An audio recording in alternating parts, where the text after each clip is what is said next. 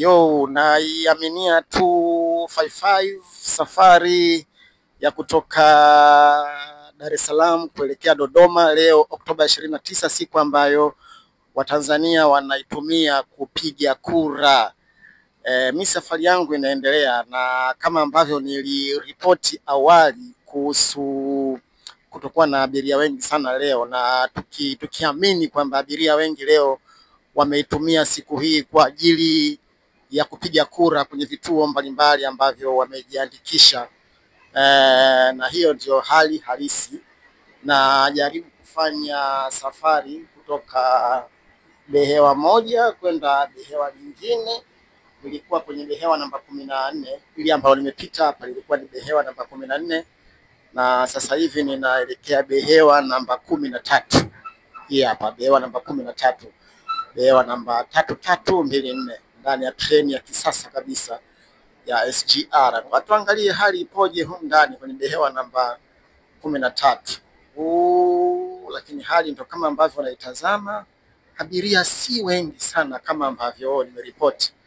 Kwenye behewa hili abiria si wengi sana, na tunaendelea kuamini kwamba Watanzania wameitumia asubuhi hii kuamka na kwenda kwenye vituo mbalimbali vya kupiga kura kuwachagua viongozi wao wanaowataka. Leo ni Oktoba 29, siku muhimu sana kwa taifa letu la Tanzania. Hili ni behewa namba 13. Kutoka behewa namba 14 sasa hivi nipo behewa namba 13, na hapa tayari tumevuka kituo cha Morogoro. Kwa maana tayari tuna nusu ya safari. Behewa hili namba 13 abiria ni wawili, na huyu hapa nadhani watatu. Basi hii ndio hali tu ambayo nimetamani kukuonyesha mtazamaji wa Clouds TV unayetufuatilia asubuhi hii kupitia updates zetu za Naiaminia 255 siku ya uchaguzi mkuu wa Tanzania.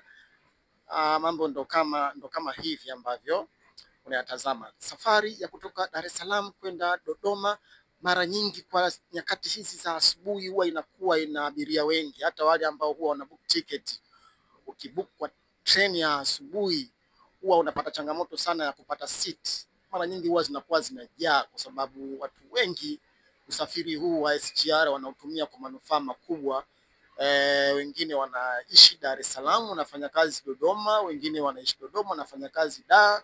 Kwa hiyo mara nyingi treni ya asubuhi huwa inakuwa busy, lakini leo hali imekuwa ni tofauti. Nimekuonyesha behewa namba 13, lakini pia behewa namba 14 na mabehewa mengine mengi, lakini kidogo kwa sababu ya taratibu za treni siwezi kutembea mabehewa yote. Hii ndio hali ya mabehewa haya mawili ambayo yanaakisi sasa taswira ya mabehewa mengine mengi ya treni yetu hii ya asubuhi ya kuelekea Dodoma. Tukifika Dodoma pia nitakufahamisha kuona pengine kwenye vituo vya barabarani, vituo vya njiani, kama mwamko wa watu kuendelea kupanda treni hii ya asubuhi utakuwa kwa kiasi gani.